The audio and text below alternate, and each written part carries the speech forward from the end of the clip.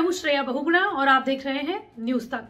साल के आखिर में होने वाले गुजरात विधानसभा चुनाव की तैयारियां तेज हो गई हैं और ये बात हम इसलिए कह रहे हैं क्योंकि प्रधानमंत्री नरेंद्र मोदी को अपने वायरल वीडियो में अपशब्द कहने वाले आम आदमी पार्टी के गुजरात अध्यक्ष गोपाल इटालिया को दिल्ली पुलिस ने हिरासत में ले लिया है। इटालिया को पुलिस ने उस वक्त हिरासत में लिया जब वो राष्ट्रीय महिला आयोग के नोटिस पर दिल्ली आए हुए थे। बताया जा रहा है कि आयोग के दफ्तर से दिल्ली पुलिस ने इटालिया को हिरासत में लिया। अगर आपने इटालिया का प्रधानमंत्री नरेंद्र मोदी पर वायरल बयान नहीं सुना है तो आप सुन लीजिए। के आदमी मुख्य वड़ा प्रधान नरेंद्र मोदी, मैं इस बात की पुष्टि नहीं करता हूँ, लेकिन आज यहाँ पे चुनाव चल रहा है। मुझे आप सब लोगों से जानना है कि क्या भूतकाल में कभी भी किसी भी बड़ा प्रधान ने ऐसा नौटंकी किया है वोट देने जाने के लिए। ये का आदमी यहाँ पे रोड शो कर रहा है और दिखा रहा है कि कैसे मैं पूरे देश को बना रहा हूँ। C4 समझ लीजिएगा।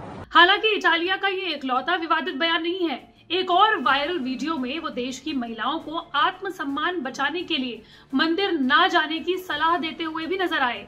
हालांकि आम आदमी पार्टी इन तमाम बयानों के बाद भी इटालिया को अपना पूरा समर्थन देती हुई नजर आ रही है और इसकी सबसे बड़ी वजह यह है उनका पाटीदार समाज से आना, जो गुजरात चुनाव की दशा और दिशा दोनों को तय करता है।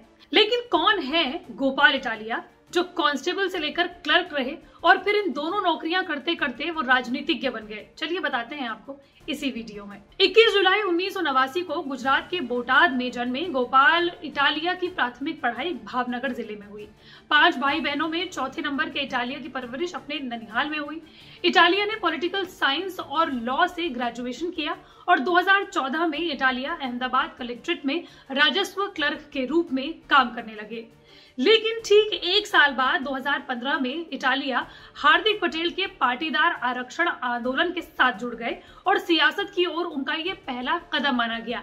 लेकिन गोपाल इटालिया का विवादों से बहुत पुराना नाता रहा है और इसी तरह के विवाद में वो आए 2017 में, जब उन्होंने अहमदाबाद कलेक्ट्रेट ऑफिस में क्लर्क रहते हुए गुजरात के तत्कालीन उप मुख्यमंत्री नितिन पटेल को कांस्टेबल बनकर बात की और नए शराब विरोधी कानून से शराब की कीमतों में बढ़ोतरी और पुलिस, राजनेताओं और बूट लेगर्स के बीच गठजोड़ की बात कही।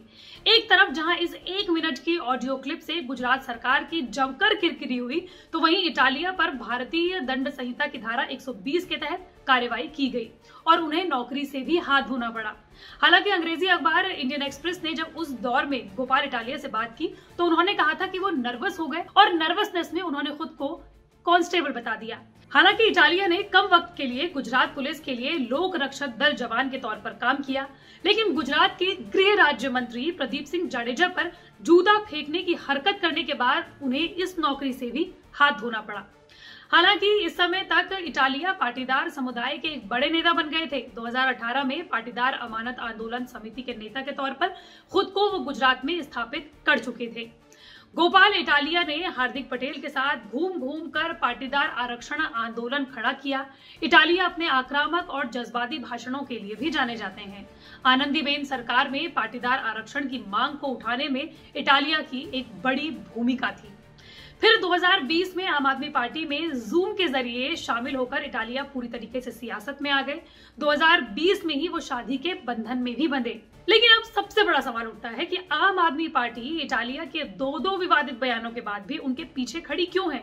तो इसकी सबसे बड़ी वजह यह है कि इटालिया का पटेल समाज से आना, जो चुनावों में किंग मेकर की भूमिका निभाते हैं। यही वजह है कि आप नेता बार बार इटालिया की हिरासत को पटेलों के अपमान के तौर पर बताने में जुटे हैं। खुद सुनिए। और सरदार पटेल के असली वंशजों को जिस तरीके से पहले गोलियों से मारा गया और आज उनके एक वंशज को जिस तरीके से गिरफ्तार किया है, इसकी वजह से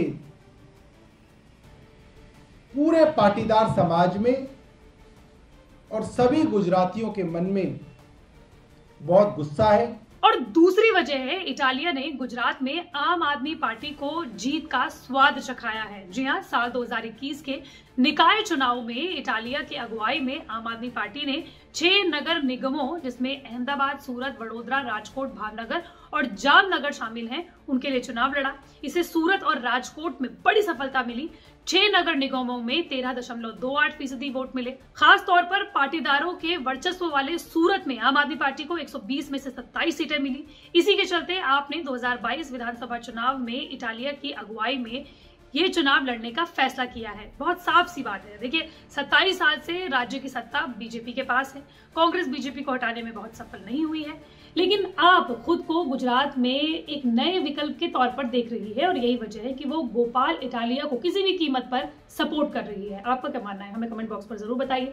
मंडे टू फ्राइडे मैं इस तरह की वीडियो आप तक लाती रहूंगी। अगर आप भी किसी टॉपिक के बारे में जानना चाहते हैं तो कमेंट बॉक्स पर जरूर बताएं।